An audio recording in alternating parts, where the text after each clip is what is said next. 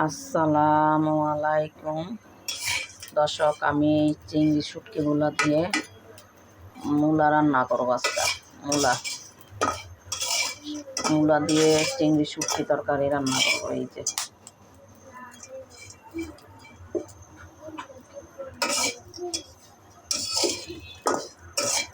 শুটকিটা ভালো করে ভেজে তারপরে ভিজাবো। ভিজানোর পর ধুইয়া তারপরে মূলায় দিয়া তারপর রান্না করব।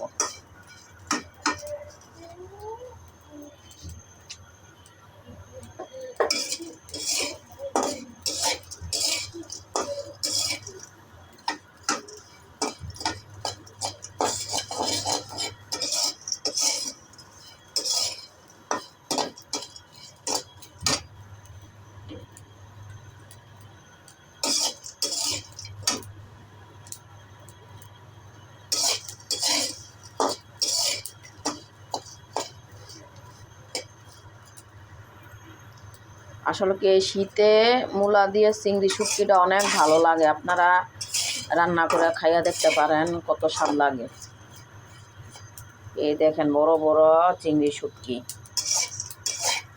এই যে দেখেন কত বড় বড় চিংড়ি শুটকিগুলা।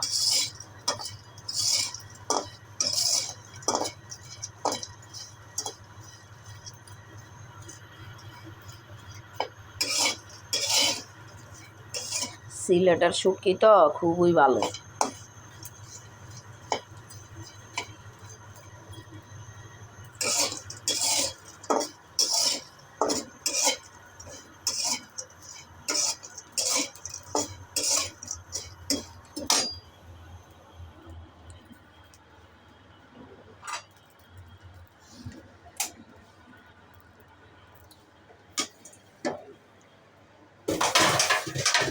এই যে দেখেন আমি পানি দিয়ে দিলাম। এই পানি দিয়া ভিজা রাখলাম 10 মিনিট পর শুটকিটা আমি ধুবো ভালো করে।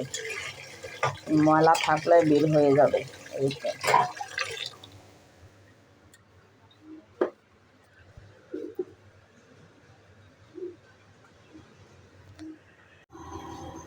এই যে মূলা দিয়ে দিলাম, তারপর এই যে পেঁয়াজ কুচি,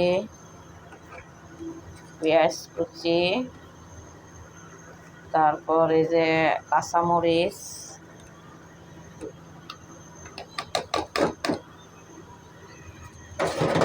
এই যে শুটকি, এই যে শুটকিটা দিয়ে দিলাম, তারপর লবণ,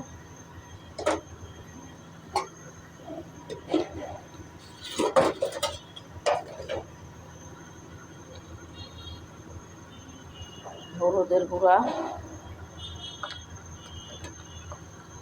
এই যে মরিচের গুঁড়া,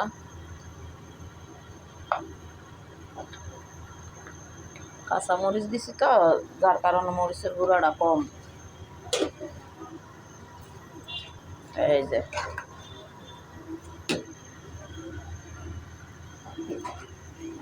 এই মূলাটার তরকারিটা যখন হয়ে যাবে 5 মিনিট আগে আমি ধনিয়া পাতা দিয়ে তারপরে তরকারিটা আগুন বন্ধ করে দেব চুলার।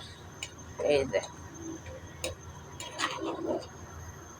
এই শীতে চিংড়ি শুটকি দিয়ে মূলা তরকারিটা অনেক ভালো লাগে। এই যে দেখেন, এই যে আমার মূলা দিয়ে চিংড়ি শুটকি তরকারি হয়ে গেছে।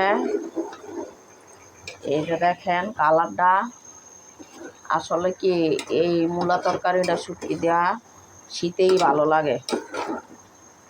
এই যে দেখেন শুটকি সব শুটকি। আর এই যে আমি মাছ ভাজা করতেছি আজকে, আর অন্য কিছু নাই, যে শুটকি তরকারি আর এই যে মাছ ভাজা।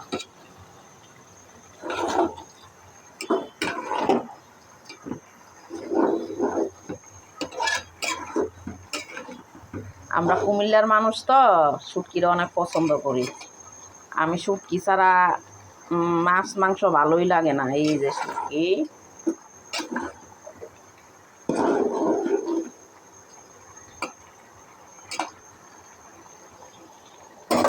শেষ আমার রান্না।